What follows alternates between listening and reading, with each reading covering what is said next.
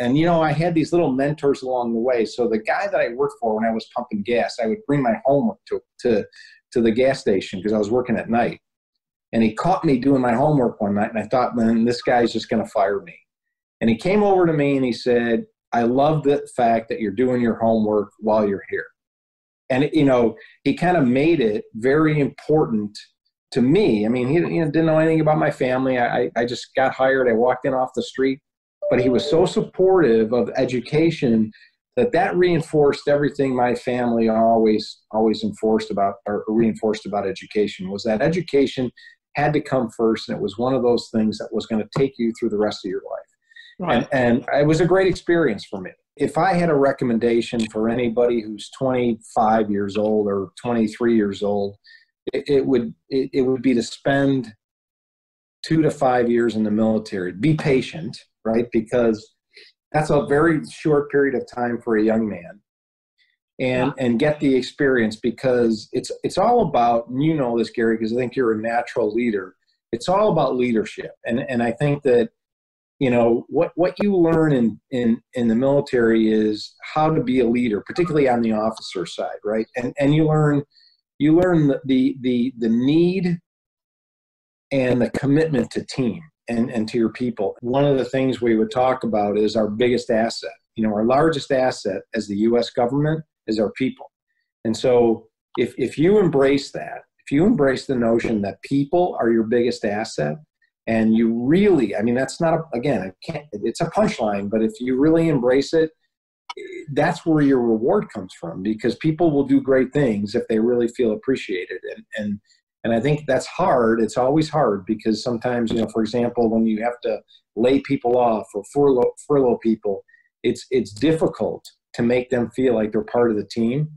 But those are the kinds of things that if you do it right and you do it and with the right grace, I think that team comes first, and that's a big part of what I think is a part of every military organization, big or small. So, lead from the front and team comes first. And I think that those are two key features that you always want to keep in your brain.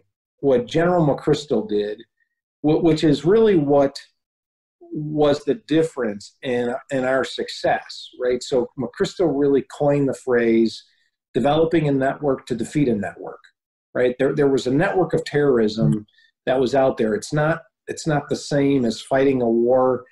And so what McChrystal did is, he really developed a network and an interagency relationship. But he also, it was not only just the Department of Defense elements, he incorporated relationships with all of the other agencies of the government, right? The FBI, the CIA, at the NSA, all those agencies of the government worked hand in glove together to defeat terrorism. And that was really one of McChrystal's architects, was to create it, to develop a network to defeat a network. And the ability to deliver a customer experience is much higher if you can, if you have the right cost structure in place and you're able to deliver a high level of customer experience. And that's been something that we've seen is our ability to take care of our customer by virtue of our growth is a big deal.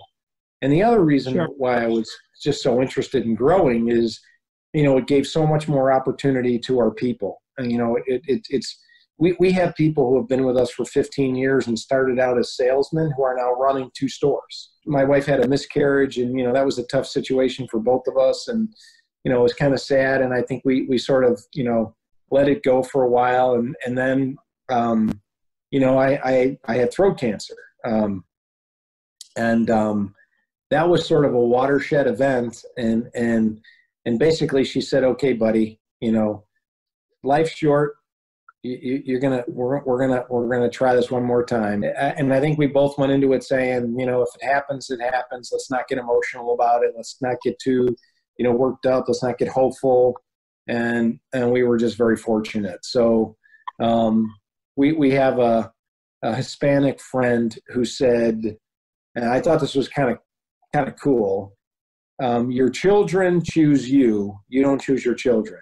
So in other words, they chose, I thought this was great. They sort of chose to wait to pick us. I think COVID-19 pushed forward a lot of what we were thinking about for the next 5 years. And what I mean by that is, you know, we have been thinking about for a long time now, mobile service facilities, right? You know, whether it's a van or a sprinter that actually goes out to people's offices or businesses and does, you know, changes tires, does oil changes, maybe put on some minor accessories, deliveries of motorcycles on a sales basis, that all those things that we've been thinking about, those I think are pushed. We're probably getting off into that, and that's technology and that's equipment and things that you got to have. The other piece of that is, you know, people are buying nationally, and we're going to be able to distribute nationally, and you got to have inventory and capabilities for that. Yeah, I mean, I have to tell you, know, that's a great question, Gary, because I you know, it's like I think I'll develop tears if I think too long about it. But I have been all over, you know, I've really been all over the world and lived in many, many places. And there is no place like the United States.